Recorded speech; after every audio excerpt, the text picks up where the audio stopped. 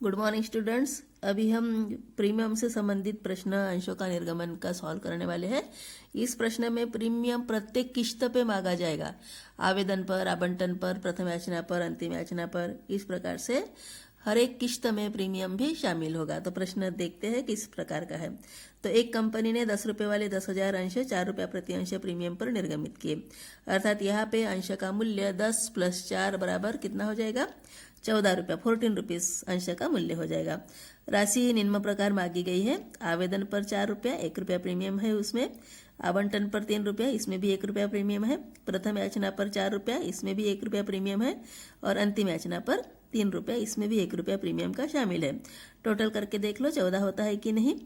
तो आवेदन 4, 3, 4 और 3, ठीक है। 4, 3, 7, 7, 7, 14, ठीक है। तो 14 रुपया हम इस प्रकार से मंगाएंगे और प्रत्येक के समय प्रीमियम की रकम भी मंगाई जाएगी। सभी राशियां यथा समय प्राप्त हो गई है। अंतिम आपको आवश्यक प्रविष्टियां, पंजी प्रविष्टियां करना है। तो यहाँ पे ये प्रश्न इंपॉर्टेंट क्वेश्चन है। इस प्रकार का प्रश्न परीक्षा में 6 अंकों के लिए या कभी कभी तो 8 अंकों के लिए भी पूछा जा सकता है। तो प्रश्न पर विशेष ध्यान देना। प्रीमियम कब हम उसको क्रेडिट में लिखेंगे और किस समय हम दिखाएंगे, उस पर विचार करना है। प्रीमियम क्रेडिट में दिखता है क्योंकि कंपनी के लिए एक प्रीमियम मतलब कि आय है। अंशों का प्रीमियम पर निर्गमन मतलब कि ज़्यादा रकम कंपनी को प्राप्त हो रही है। यहाँ पे इस प्रश्न में 10 रुपये के बजाय 14 रुपये कंपनी अंशों के एक अंशों के रूप में प्राप्त करने वाली है और इसी कारण से कंपनी को ज़्यादा आय होगी। और आप लोग जानते ही हो, आय का खाता क्रेडिट होता है। नाममात्र खाते के नियम के अनुसार अगर आय होती है या तो लाभ होता है तो उसको क्रेडिट में दिखाना पड़ता है। तो अंश प्रीमियम खाता क्रेडिट में दिखेगा, जिसको सिक्योरिटी प्रीमियम भी शब्द आप संबोधित कर सकते हो। तो प्रश्न देख लो किस प्रकार का है। तो प्रश्न में आपने यहाँ पे 10 रुपये वाले 10,000 अंश निर्गमित करना है कंपनी को। 4 रुपया प्रति अंश प्रीमियम की दर निश्चित हुई है और आवेदन पर हम 4 रुपया प्राप्त करने वाले हैं। यहाँ पे 1 रुपया प्रीमियम के साथ हम ये रकम प्राप्त करेंगे। तो पहली एंट्री रहेगी बैंक खाता डेबिट अंश आवेदन खाते से, bank account debit to share application account. अभी यहाँ पे 10,000 गुना 4 अर्थात 40,000 रुपये आपको आवेदन पर प्राप्त होगा। तो आवेदन पर जो भी राशि मंगाई है उसको यहाँ पे हम दिखाएंगे। प्रीमियम के साथ रहो या तो प्रीमियम को घटा कर रहो, तो जो भी रकम मंगाई है वह रकम आपको यहाँ पे प्राप्त हो गई, क्योंकि आवेदन हमें पहले ही प्राप्त हो जाता है। जनता पहले आपको आवेदन के साथ रकम भेजती है।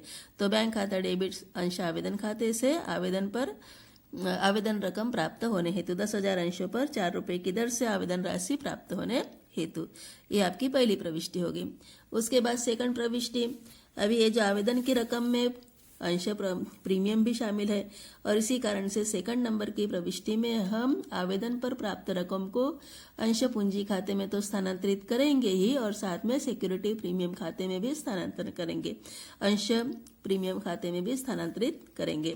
और इस कारण से प्रविष्टि लिखेंगे अंश आवेदन खाता डेबिट अंश पूंजी खाते से और अंश प्रीमियम खाते से। प्रतिभूति प्रीमियम संचय भी लिख सकते हो, अंश प्रीमियम भी लिख सकते हो। तो अंश आवेदन खाता डेबिट अंश पूंजी खाते से और अंश प्रीमियम खाते से।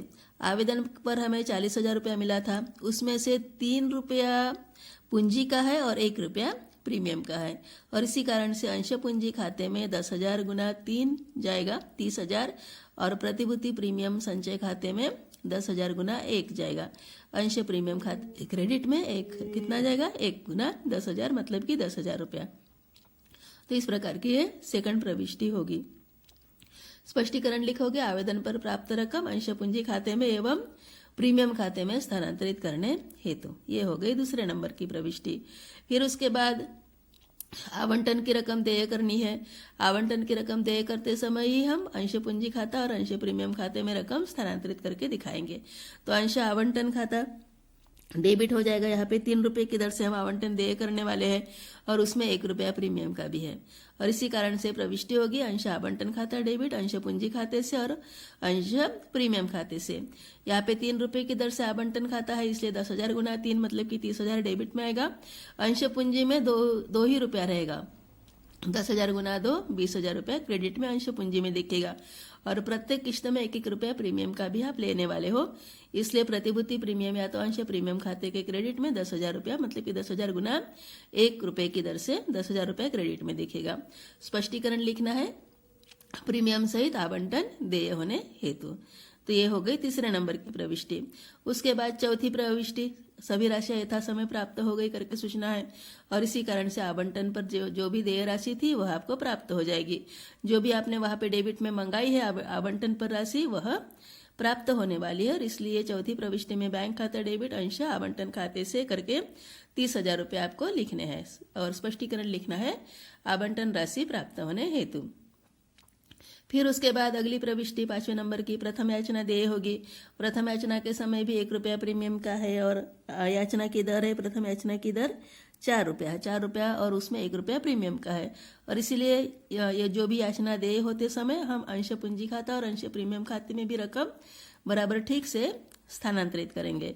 और इस कारण से 5वें नंबर की प्रविष्टि अंश प्रथम याचना खाता डेबिट अंश पूंजी खाते से और अंश प्रीमियम खाते से 4 रुपये की दर से अंश प्रथम याचना देय हो चुकी है, इसलिए 4 गुना 10,000 40,000 डेबिट में आएगा। अंश पूंजी खाते में 3 गुना 10,000 मतलब कि 30,000 जाएगा क्रेडिट में, और अंश प्रीमियम या तो प्रतिभूति प्रीमियम संचय खाते में 10,000 गुना 1 बराबर 10,000 जाएगा। और स्पष्टीकरण में आप लिखोगे याचना 4 रुपये की दर से याचना प्रीमियम के साथ देय होने हेतु। ये हो गई 5वीं प्रविष्टि। उसके बाद प्रथम याचना आपको प्राप्त होगी, जो भी याचना आपने मंगाई है जितने भी रुपए की दर थी वह याचना आपको प्राप्त होगी, क्योंकि सभी राशियां यथा समय प्राप्त हो रही है। इसलिए 6वें नंबर की प्रविष्टि बैंक खाता डेबिट अंश प्रथम याचना खाते से लिखोगे, और जो भी आपने प्रथम याचना मांग चुकी है वही रकम आपको यहाँ पे प्राप्त होगी। तो 40,000 रुपया दोनों पक्षों में लिखना है, और स्पष्टीकरण लिखना है प्रथम याचना राशि प्राप्त होने हेतु। फिर उसके बाद अंतिम याचना देय होगी, तो अंतिम याचना देय होते समय भी वैसे ही क्रम रहेगा, जो भी अंश पूंजी की रकम अलग से स्थानांतरित करनी पड़ेगी और प्रीमियम की रकम भी अलग से स्थानांतरित करनी पड़ेगी। तो 7वें नंबर की प्रविष्टि अंश अंतिम याचना खाता डेबिट अंश पूंजी खाते से और अंश प्रीमियम खाते से या तो प्रतिभूति प्रीमियम संचय खाते से 3 रुपये की दर से अंतिम याचना देय हो रही है, इसलिए 3 गुना 10,000 30,000 रुपये डेबिट में दिखेगा। उसमें से 2 रुपया अंश पूंजी का रहेगा और 1 रुपया प्रीमियम का रहेगा, तो 2 गुना 10,000 20,000 हो जाएगा अंश पूंजी में, और 1 गुना 10,000 बराबर 10,000 जाएगा अंश प्रीमियम खाते में। तो इस प्रकार से ये 7वें नंबर की प्रविष्टि स्पष्टीकरण आप लिखोगे अंतिम याचना प्रीमियम सहित देय होने हेतु। और फिर उसके बाद आखिरी प्रविष्टि जो भी अंतिम याचना देय हो चुकी है वही याचना आपको प्राप्त हो जाएगी, और इसलिए लास्ट एंट्री बैंक खाता डेबिट अंश अंतिम याचना खाते से 30,000 रुपया दोनों पक्षों में स्पष्टीकरण रहेगा अंतिम याचना राशि प्राप्त होने हेतु। तो इस प्रकार का ये प्रश्न है। तो आशा करते हैं प्रश्न आपको समझ में आ गया होगा। तो प्रीमियम की रकम अगर अलग अलग किस्तों में भी मंगाई जाती है तो देय करते समय ही आपको प्रीमियम का प्रभाव दिखाना है, और आवेदन पर राशि प्राप्त होने के बाद 2nd नंबर की प्रविष्टि में आपको अंश प्रीमियम की रकम बराबर स्थानांतरित करके दिखानी है। तो इतनी चीज अगर ध्यान में रखते हो तो प्रीमियम वाले क्वेश्चंस में भी आपको कोई संदेह नहीं रहेगा, ठीक से आप प्रीमियम वाले प्रश्न भी सॉल्व कर पाओगे।